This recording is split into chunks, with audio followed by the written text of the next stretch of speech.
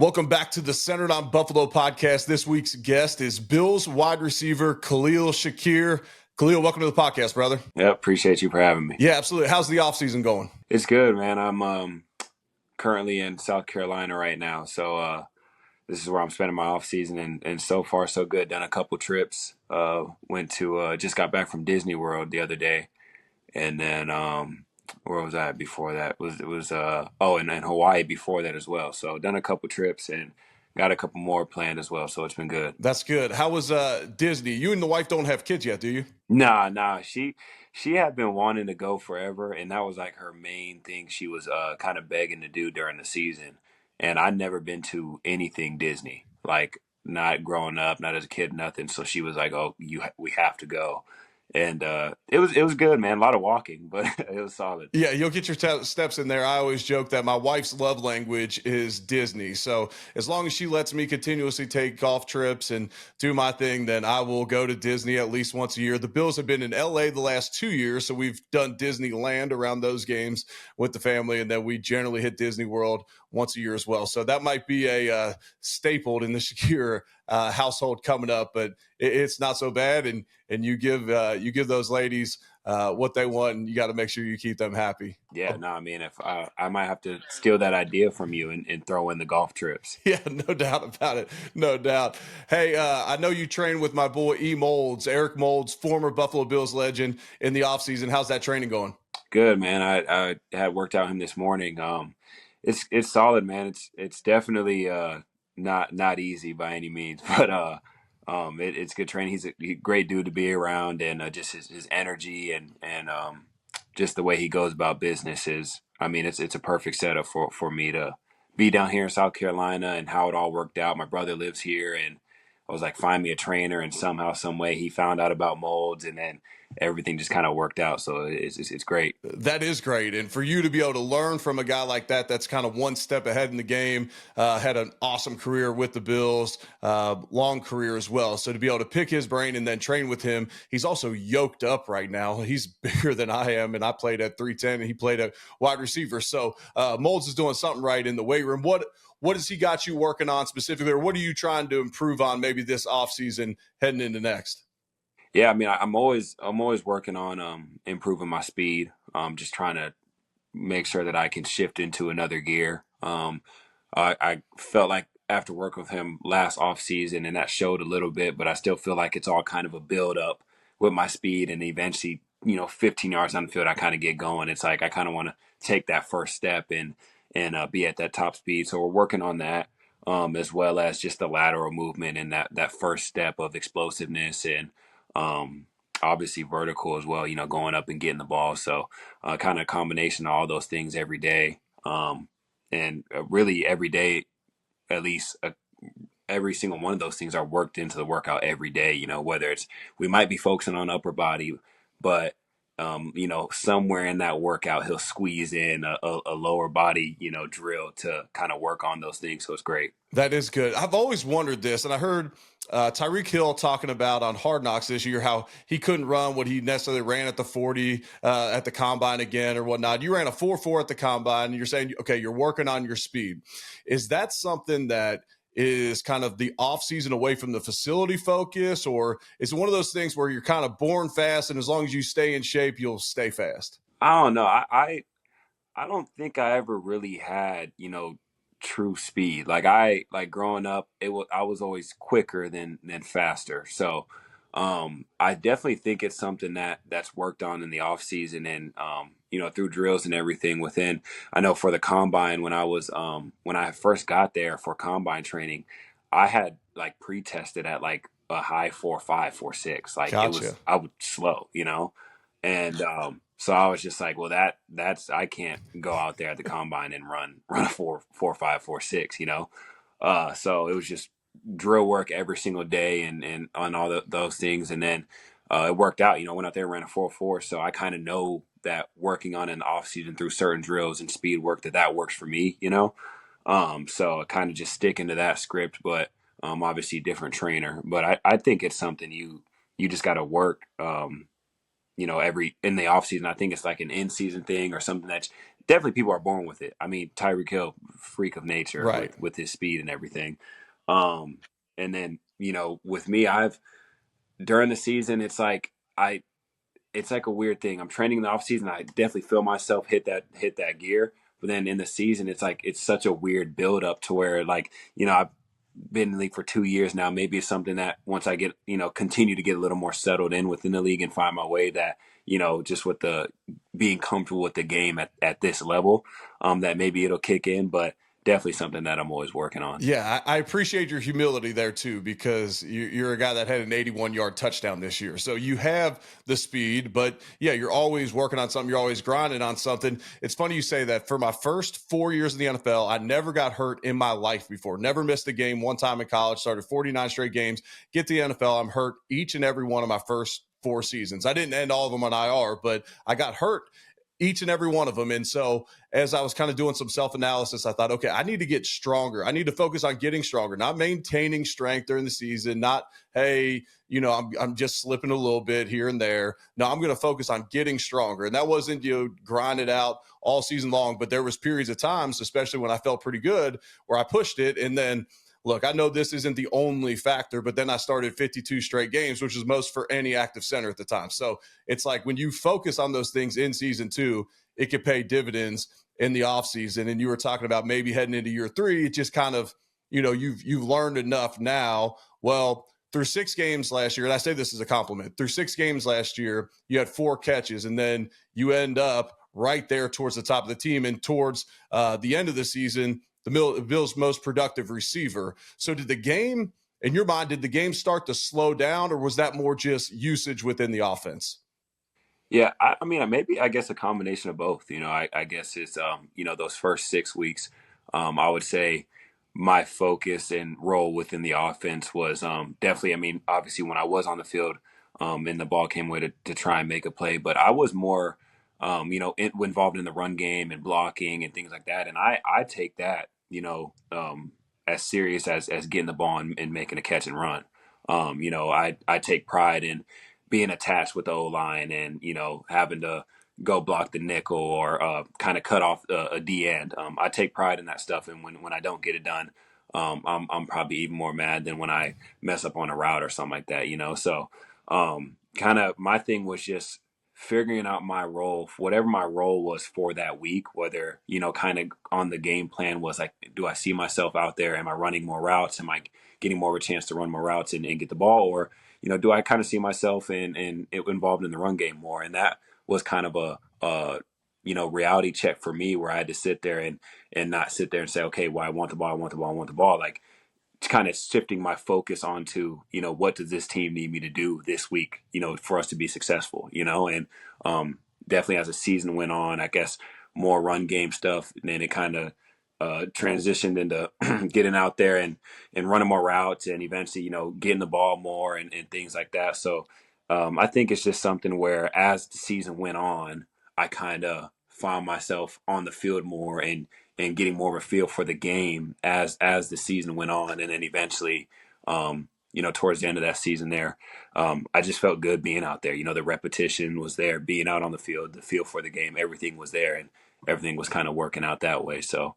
Yeah, and you kind of forced their cards too, because for a few weeks, I think it was a 4-game stretch where every ball that was thrown to you, you caught and made a play on. And then eventually that leads to you having the highest catch percentage in the entire NFL. But you kind of force their hands too, where it's like, okay, every time Shakir gets an opportunity, he's making the play. So we got to get him those opportunities. You talked about having pride in your blocking, and I can say, is from a former offensive lineman, we really appreciate wide receivers with a mindset like that. And one guy that you've been able to learn from over those 2 years was Gabe Davis. And look, he's set to hit free agency. Hopefully he's back with the Bills, but he's earned his payday. And look, he's likely going to get broke off pretty good by a team, especially with these new cap numbers and all that in the production that he's had. What do the Bills lose, especially on offense and even from a leadership perspective, if Gabe Davis doesn't come back in free agency? I mean, Gabe was just a guy that he did anything and everything. He never complained.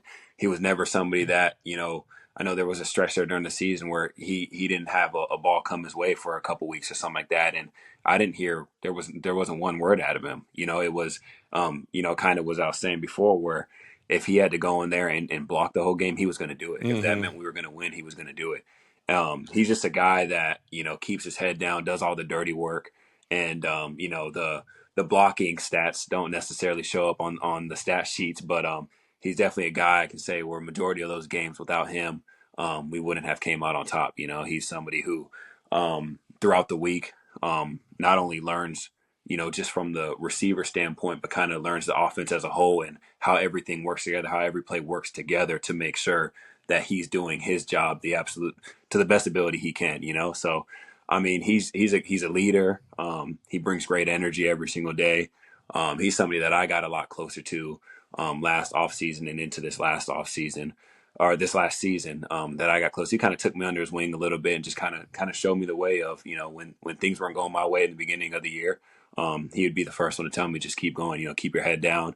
Everything will fall into place, that type of thing. So not only is he a great football player from a playmaker standpoint and going up and getting the ball and making those, deep catches downfield and scoring, but he's somebody who's going to do the dirty work in between the lines, make sure that he does his job great every single play. And like I said, he's a great guy as well. I mean, just the person that he is.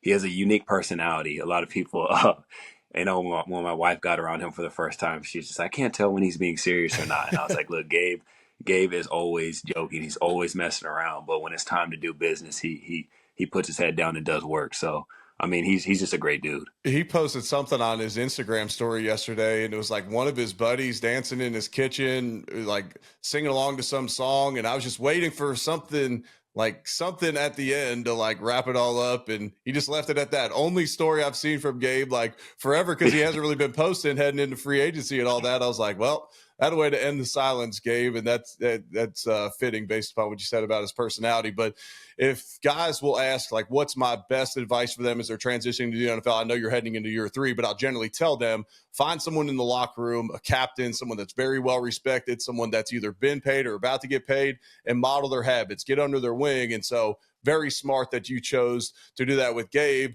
And another guy you could have done it with as well, from all my indications, would be Steph Diggs. When you come into the league, you get to learn from a guy like that that's been, look, at the top of his profession for a while now. What impresses you most about Diggs' game? You get into you get into the league and these big stars and these big names within the league, and you don't really know, like, you don't know anything about them. All you see is what you see from them on game day and the way they perform. When I first met Steph, it was just from the day one when he was out there, the way he worked was like, it was unreal. It was like he was the first one to every drill, the first one doing every drill, the first one leading the way onto the field for us receivers, getting the whole offense going in the huddle, dapping everybody up, telling everybody he loves them and making sure that everybody says it back as well. So like, just his energy is so contagious from, being around him and for the past 2 years. And like, just I've kind of learned that, like, the way your mindset is when you step onto that field, like, some people wake up every day and they're like, I don't know if I want to do this today. I'm not feeling it, this and that. From what I learned from him is that you set the tone when you wake up every day. You set the tone when you walk through those doors every day. If you sit there and tell yourself, you're not feeling it today, or you're tired or whatever it is, that's going to leak into the rest of your day.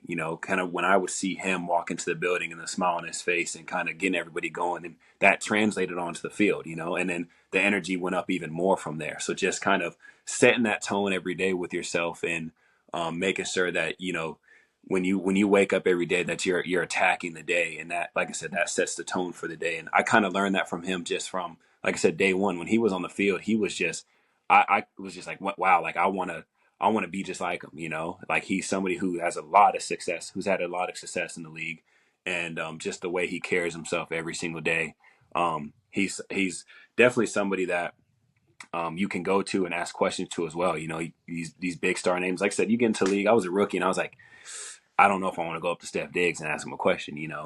And one day I Right. had asked him about one of his releases, and not only did he explained the release probably in like the first 30 seconds of the conversation. He went on for like another 5 to 10 minutes about, well, if that doesn't work, then you can do this. And just the details of the explanation of a question that he had already answered in the first 30 seconds and kept going on just shows how much he cares about the game as well. And like cares to, spit game with the younger guys coming in the league and making sure that, they give them, it gives us, an opportunity to learn from great minds like that and set ourselves up for success. Yeah, that's great to hear. There's often a maybe a misperception about Diggs as far as the media goes, but a lot of people don't get to see the behind the scenes. So I appreciate you sharing that story about him. Quick shout out to our sponsor, Prime, best sports drink on the planet. Also, my kids' favorite sports drink, which they don't love a lot of them. So go out and get your Prime today. Let's talk about a couple of the big plays you made in the postseason. You came up with 2 huge touchdowns. The first one against the Steelers. Break that one down for me. Honestly, I had a little shallow route. I saw they were sending the house and kind of showed eyes quick. Um, Josh put it on me, and I, just the awareness of the game, right? Like I felt that somebody was behind me, but I didn't know how they. Obviously, I had no idea how Fitzpatrick was going to try and tackle me. But I know when I caught the ball, in that instance was if I can get up the field and make one guy miss, I give myself the best opportunity to score here. And it was weird. I don't tried to grab my shoulders, and I guess the best way I can describe that is like people are like, how did you do that? Is in my head, my momentum was already going, up the field. So when I caught it, I was already transitioning going up the field. And honestly, Fitzpatrick kind of helped with the way he kind of threw me down was kind of the way that I was already planning on going anyways. So my momentum was already shifted to go upfield and just kind of put the hand down and took off from there. And it's hard to describe after that point. I mean, at that point it was this is a play where I make it into the end zone. It's top 10, and then making the other guy miss. I know I had Hayward, big old dude coming from behind, and I was just like, oh no, like I got to Right. get out of here, he's coming to take my head off, So I said, I don't know. I made the guy miss, and then was just seeing white jerseys kind of flashing and kind of tucked my head there and ended up in the end zone. And it was just one of those things where the instincts definitely took over. And it was definitely a good feeling afterwards. I had heard that after the game that, and I've heard you say this, that Josh Allen pulled your touchdown against Central Florida in college. Very similar, maybe to the other side of the field. You were breaking out left on that one, right on this one, but very similar to that. We'll see if director Drew, who producing the podcast, will splice that together for a nice clip for you for your social, because that was kind of eerie how similar those plays are and how you squirted out of there. Against the Chiefs, you catch that touchdown in the corner into the end zone. Josh is rolling to his left. I know you can see him. You have eyes back to the quarterback. Can anyone else in the game, I guess maybe Mahomes, but let me say it like this. How does Josh Allen make that throw going left like that? I mean, unreal, right? Like it's kind of hard to describe in words like that, the difficulty of that throw, not many, I mean, like you said, other than maybe a couple others, not many people can make that throw, and even then it's hit or miss, right? Like Josh Allen, for him to roll out that way and make that throw and put it to only where I can get it, low right and literally not too far or not like it's just crazy to think about it, right? And that play, on that touchdown was a scramble drill. Like that wasn't even, I had just worked back to the ball. And right when I kind of had broke back to come back to the ball, he literally put it in the perfect spot there, low right. And honestly, the way my momentum was going on this was down to the right anyways. It's crazy how like I know he's not thinking all that of okay, he's gonna go low right. He's just putting the ball in the most perfect spot that he can, and that was literally the most perfect ball you can throw in that moment. Like I said, wasn't too far, so I was able to drag the 2 feet from behind me and make the play. And after that, he was the first one to run over to me while I was on the ground there, and it's crazy when a play like that works out. He's scrambling, I'm scrambling, and bang bang play, to catch touchdown in a game like that. Like I said, that definitely for me in that moment is close or maybe even tops the Steelers touchdown for sure. Looking back, if the game ends differently, that's going down as one of the more impactful catches in Bill's history on that play. All right, before we get you out of here, I hear you got the golf addiction now. Yeah, it's bad. It's so bad. It's funny. Like I started um, last off season, before I was when I was about to get married. That week of the wedding, my father in law had booked a golf get together with all the groomsmen and dads and stuff like that. And I was like, well, I've never really swung a golf club, so in my head, just being a competitor, I was like, um, well, I want to try and get good before I go out there. And it was probably like 2 months before the wedding or a month and a half before the wedding. And at the time I didn't realize like it takes a lot of time to get good at golf, you know? So I'm Fact. thinking being an athlete that I'm gonna just go pick up the club and, be all right after a couple times. And it was rough. I didn't play well at all. Come that week of the wedding. So then at that point on, I was like, I want to make sure that when I get onto the course that I can kind of keep up with whoever I'm playing with. So it's been nonstop. Obviously had to stop during the season at some point with the weather in Buffalo, but right when season ended, I came up to South Carolina. I was right back at it. I've probably been golfing every other day. When I was in Hawaii, golfed twice, and then I got back yesterday and I haven't been out there yet. Today would have been perfect, but it's gonna rain tomorrow, so I'm in the process of setting up a simulator in my garage for the rainy days out here. So Nice. I definitely I can't stop playing. I'm addicted for sure. Yeah, I got it too. I got it too for sure. I got the simulator in the basement. I live in Louisville, Kentucky, so we're getting rain this afternoon. We're getting some rain this week, and so it's like, all right, well, how do you get those swings in the winter? How do you stay sharp? So when we built this house in 2017, so I thought I was going to be living here for a while while my career was still going on. So it's like when I got back here in the winter, I needed to keep the game sharp after the season. So I built a simulator. Last one for me. What's your favorite course that you've ever played? Oof. It has to be one of the courses in Hawaii. I think it was Poipu Bay in Hawaii, on Kauai. It was, I mean, the way my father-in-law put it after was he didn't we're spraying the ball everywhere. It's the odds of us hitting the fairway off the tee is kind of crazy. It's rare. So spraying the ball into the rough and all this stuff, and even when you do hit the fairway, at most courses, especially this time of year, I know here in South Carolina, there's divots everywhere. The grass is brown. It's not the best. He put it Mm-hmm. as he didn't have one bad lie. Like no matter where he hit the ball, there isn't one bad lie. Sometimes you play some courses, you get into the rough, your ball's buried, you can't see it. Um, at Poipu, there wasn't one bad lie anywhere. You could hit it anywhere, and it was a very wide open course. So it's friendly for anyone to play. For a guy like me who's only been playing for a year now, where I'm spraying the ball everywhere to the right, to the left. Um, I'm never really taking losing strokes on taking a drop just because of how wide open it is and how perfect the grass was, the rough was. Like I said, didn't have one bad lie. So I would definitely say that's my number one course right now. Yeah, yeah. You appreciate that forgiveness early on in that golf journey. Khalil, I can't thank you enough for your time. Good luck this offseason. Have a great offseason. And I'm looking forward to seeing you out on the field next year, picking up where you left off at the end of the season because you were crushing it, brother. Appreciate that. Like I said, thanks for having me.